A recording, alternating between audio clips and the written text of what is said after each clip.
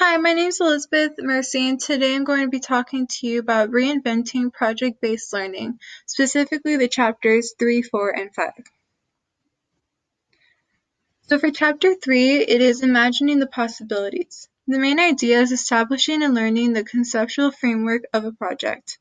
Some benefits include teaching the students ownership, how to collaborate with their peers, and enforce critical thinking in real-world situations.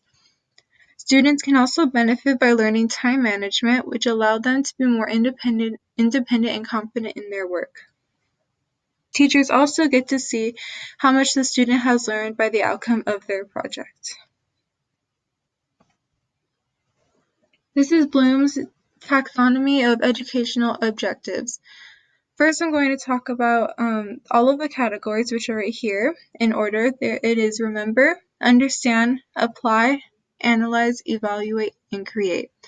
Then specifically, it's analyze, which you can examine, explain, investigate, characterize, classify, compare, deduce, differentiate, discriminate, illustrate, and prioritize. And for evaluate, it's judge, select, decide, justify, verify, improve, defend, debate, convince, recommend, and assess. Then lastly, it's create, which is adapt, anticipate, combine, compose, invent, design, imagine, model, propose, theorize, and formulate. I also found this really cool picture of obviously a blooming butterfly, and it says, I can remember, understand, apply, analyze, evaluate, and create, which I think is very powerful, and everybody should do that. And if everybody was, we would all be very powerful.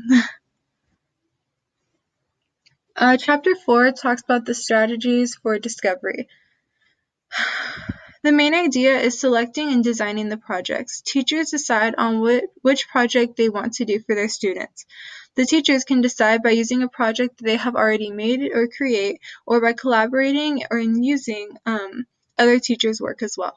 And if you ever are working with educators and you use the project that they created or helped created, make sure to give them feedback, credit as well, because it's not just your project. And from this diagram or picture right here, if you are successful, you want to help others succeed, and unsuccessful people want to see others fail, and you want to make sure you just give credit.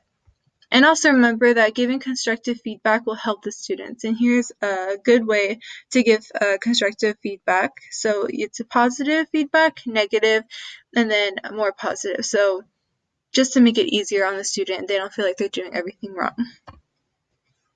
Overcoming pitfalls. Here's what to look out for when designing the project. Longing on activity, short on learning outcomes. Technology layered over traditional practice. Trivial thematic units. Overly scripted with many steps. Not enough focus on formative assessment. And lastly, assessment that does not feel authentic. Make sure to look out for these things to try and prevent them. And here are the best qualities of projects. They're loosely designed with the possibility of different learning paths, are generative, causing students to construct meaning, center on a driving question, or are otherwise structured for inquiry, capture student interest through complex and compelling real-life simulated experiences, are realistic and therefore cross multiple disciplines, and reach beyond school to involve others.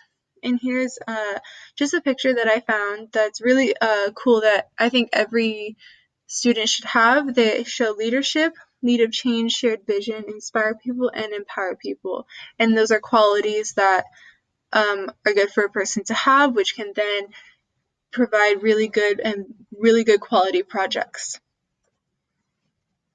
Chapter 5 talks about making assessment meaningful. The main idea is to assess what the student has learned and the quality of their work. Do not simply just give them a multiple choice test and have that as their assessment. Try to go deeper by having them tap into the knowledge that they have already learned. Two main purposes for assessment at the end of the project are to measure student learning in a summative way and to evaluate the quality of their project. Use a rubric to ensure that the student did what was asked of. And I did find this quote that I think is very true, and I put it in here. It's remember, assessment is a point in the journey, not the end of the journey. A lot of students feel like, oh, I just need to learn it now, take the test and I'm done, I'll forget about it. But that's not the point of school. You're supposed to remember these important concepts and skills and qualities that you need to have in life later on. And that's the point of like assessments rather than just plain tests. Assessment options and tools. Here's a list of them. It's brainstorming, and the tools for that are whiteboard and digital whiteboard because we are now all technology. Checklists, which you can use Google Form, Paper Pencil, Go Classic, and Evernote. Coffee talks, concept maps, which you can use for Lucidchart, which I've never heard of, and Prezi, which I have, which I love Prezi. Use exit slips, regular paper, Padlet, Google Forms, and Twitter.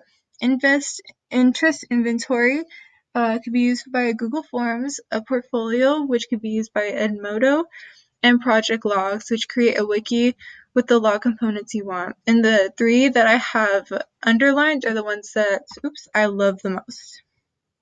And I just feel like the checklist, exit slips, and project logs will really keep on top of the students for what they really need to do.